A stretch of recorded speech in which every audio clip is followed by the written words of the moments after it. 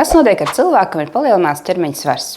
Palielināts ķermeņa svars nozīmē, ka jūsu ķermeņa masas indeks ir vairāk kā 25, kas skaitās norma. Tad, principā, palielināts ķermeņa svars varētu būt cilvēkam, kurš ir 1,62 m garš un, piemēram, 83 kg smags. Palielināts ķermeņa svars ir īpaši, ja taukauda lokalizējas kaut kur ap vēderu. Tas nav īsti labi, jo var novest līdz otrā tipa cukurdibētam, līdz holesterīna izmaiņām, palielināt asinsspiedienu vai kādu nopietnāku notikumu, kā pat miokarda infarktu. Ir zināma apmēram 200 dažādi stāvokļi un slimības, kur var būt pacientiem ar palielinātu ķermeņa svaru. Mūsdienās mēs šo problēmu varam risināt dažādi, gan medikamentos, gan, piemēram, ar barietrijas tipa operāciju.